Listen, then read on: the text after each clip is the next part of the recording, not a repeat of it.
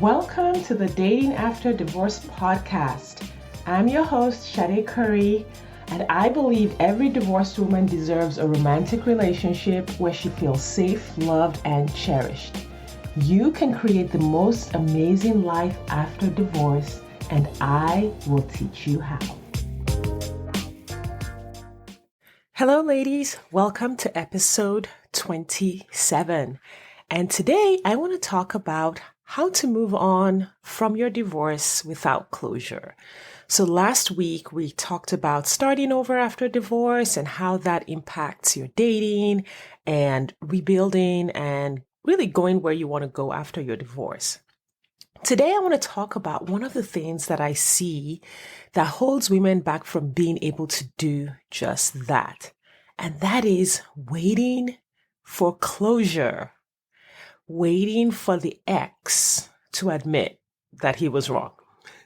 Waiting for your pastor to understand why your divorce was necessary. Waiting for your parents to understand. Waiting for your friends to understand. In this scenario, you are waiting for something from people who do not have the capacity to give it. This doesn't mean your ex is evil, although he might be. This doesn't mean that your pastor is clueless. It doesn't mean that your parents are being horrible to you. It doesn't really mean anything about them. But in the scenario of divorce, it is such a taboo in our society, as modern as we think we are, or as progressive as we think we are. Divorce is still the undesired outcome. Divorce still means something bad happened. And for a lot of people, they want to hide away from that. They don't have the emotional capacity to handle seeing something bad happen and being able to grieve it with you and being able to step into the discomfort of experiencing it with you. Some people just love you so much that they can't bear to see you in any kind of pain or in any kind of grief. So they try to prolong your pain by trying to keep you from divorcing. Or after divorcing, they're like, well, maybe you could have, would have, should have, all of those things. In the case of if you experienced infidelity, or if your ex was abusive or exploited you, took all the money, whatever may have happened in your marriage and your divorce, it stands to reason that you would want justice. And I think this is the core problem with wanting closure, is that we want justice. Like whenever we watch a movie, we want to see the end of the story. We want the hero or the heroine, in this case, to win. We want the truth to come out. We want the perpetrator to be arrested and taken to jail. And I know for some of you, your exes deserve to be in jail for some of the things that they did, right? So we want that. It's a human need. We want resolution. We want things to follow the story arc and everything get resolved, all the loose ends tied up, so that we sort of have this something to hang our hat on. We can feel good. We can feel like things were done right. We can feel like everything is right in the world. Living in a world where injustice goes unaddressed makes us very uncomfortable. It makes us feel unsafe. And this is why you want closure. However, I am here to bring you the bad news that wanting closure is probably keeping you stuck. So in my case, I left my ex-husband because he had some behaviors that were unsafe. And that's all I'm going to say about that. I try not to delve too deeply into all the things that happened. So there was just a lot going on in the home that was unsafe. And I was like, oh, okay, well, I'm just going to leave for a while because you're not acting right. And I'm just going to be there until we can go to counseling and, work on this, because this has been going on too long and this is not cool. So I, moved out temporarily, as I assumed, until we could go to counseling and work on things. And he would not go to counseling. So we were sort of in this impasse that went on for several weeks, where the kids and I were out of the home and he was in the home. And he called all of our friends at church, all of that, and told them that I had moved out because I was having an affair and that I was staying with some guy. That is the story that he told. And what was interesting is that only one of my friends in that situation actually picked up. This is like a month later. She picked up the phone and texted me and said, "Hey, your husband said this. What's going on?" Right? And I told her what was going on, etc. So that, it's all water under the bridge at this point. But it was interesting to me that people around us did not care so much about what the truth was. And this is how you know that people are not really thinking that deeply about your problems. Another reason to not wait for closure. Another reason to not wait until your best friend fully understands all the reasons why the divorce happened and all of that, right? You have to realize that there's you and then there's other people.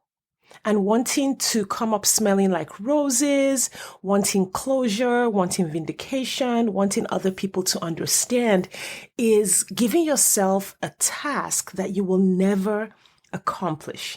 This is why wanting closure keeps you stuck from starting your life over after divorce, moving on and creating what you want. Is because you're waiting until everyone in the scenario has fully gotten the full picture, fully understands the whole picture. You come up smelling like roses. You get given a gold star for being a good girl. You get raised on the pedestal because you tried so hard. And listen, I have been there. I know how hard you have tried. I know all the work that you did. I know everything you put up with, right? I know that. Listen, I get that. But I'm here to tell you that you just have to let it all go. It's a sunk cost. And you are likely to not reap any rewards for that. And here's the harder truth. You really don't want to be waiting to reap a reward for everything you suffered or everything you went through, everything the ex did, everything the other woman did, all of that. You don't want to be waiting for that. What you want to do and what really brings the successful moving on, living your best life after divorce is the understanding that you need to transcend what happened. And so to explain this, I'm just going to use a story out of the Bible because it just illustrates it so much. I'm pretty sure if you were raised in the West or in any kind of religious Christian tradition, you are familiar with the story of Joseph. If you are not from a Christian tradition, I'll just tell it briefly so that you kind of get the picture. So Joseph was a young man. He had 12 brothers, and his brothers tried to kill him, and he got sold as a slave into another country. And while he was there, he was in prison. He worked for a guy named Potiphar, did a really great job for the guy. But then the wife made a move on him, right? And then he was like, "Oh my gosh, I can't do this," right? And so she reported him to her husband. The husband tossed him in jail, and then he was in jail for a really long time. Did a good job in jail, helped two guys get out of jail. And those guys, instead of giving him a reference so that he can get out of jail, I think one guy died, and then the other guy just totally forgot about him. Until Pharaoh, the king of Egypt, needed some help, and then they brought Joseph out of the prison, and he helped the Pharaoh, and then he was elevated to second in the kingdom. So that's it in a nutshell. And I tell the story of Joseph because he never got justice. He never got justice from his brothers, really. I mean, his brothers eventually came to Egypt and needed help, and then he helped them and then told them that he was Joseph, and then they all cried and they made up, they reconciled. But nobody ever paid him back for all those years where he was a slave. His brothers never paid him back, right? He never got restoration for it from his brothers or from his father. Everyone was like, "Oh, Joseph, it's so really nice that you're successful now. Can we come get some of your success?" In fact, when they were naming the 12 tribes of Israel, he didn't even get a tribe. His sons got the inheritance. He didn't get it. Wow. Thanks, guys. And here's the other thing. He was put in jail because Potiphar's wife told a lie against him. He never got justice for that either. Never. Nobody ever came and said, hey, Joseph, listen, we're sorry we threw you in jail for 20 years because of a lie that was told against you. That really sucks. Here's a gold star. Like, that didn't happen. What happened, though, was that Joseph continued to be who he was. He continued to thrive. He continued to grow. And because of that, because he developed his gifts and he's used his gifts wherever he was elevated to second in command in the nation, even though he had all of these things that Potiphar probably believed. He still tried to make a move on his wife.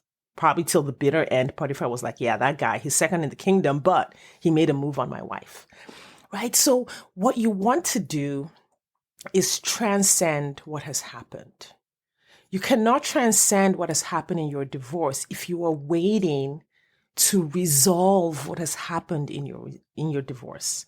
Like, what happened in the divorce involved a person who is not interested in creating that resolution, right? So your ex likely, and of course I'm generalizing, I know everyone's situation is completely unique. So, but you get what I'm trying to say. He's unlikely to be working with you to create a resolution, to put out the truth in the newspaper so everyone knows. So sitting there waiting for that to happen is going to be a waste of time. Don't wait for vindication. Don't wait for justice. You want to transcend it.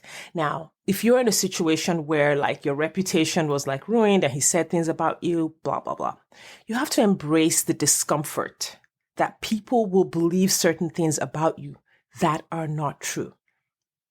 It's just the way it is. That's just the way it's going to have to be. Like, there will be some people who forever will think you had the affair, who will think forever that you were the toxic one, who will forever think that whatever it is your ex has said, right? There will be people around who will believe that, oh, you could have saved the marriage. Whatever it is in your case that's keeping you stuck wanting closure, that's okay. You want to embrace that discomfort. This is where coaching can be really helpful in teaching you new thinking patterns and how to rise above in your mind and in your emotions, the discomfort and the pain that you might be experiencing because of the loss of your reputation. Coaching can really help you grow out of caring what people think so deeply that it keeps you stuck. But here are a few tips that I have for you is that you really want to go inward, right? And embrace your own thoughts. What do you think about what happened? What do you know to be the truth of what happened in your prior marriage and in the divorce? What you know to be true, right? Write that down. And you can look at that and say, this is what happened. I was there. This is what I experienced. And it doesn't matter what other people believe. I know that this is true, and you can validate yourself. So even if people around you are not validating you, you can validate your own understanding. You can validate your own thoughts so that you can give yourself closure, which is the goal. The goal is for you to give yourself closure. You give up the need for justice and closure. You shift your thoughts to your future instead. So this is how this ties into dating after divorce, because it's really hard to meet someone amazing and not project the issues of the past on that person if you're still stuck in wanting closure and justice, because it will seep in. It will come out in your emotions. It will come out in your energy. It will come out in how you relate to new people if you're stuck in your thoughts and emotions with wanting justice and wanting things to be right. It can really make you very rigid. It can make you have this like waggy finger attitude towards men, and you don't want that. So you want to be able to move on. Take the time that you are using to think about justice and to think about wanting validation on all of that, and turn that mind power to your future.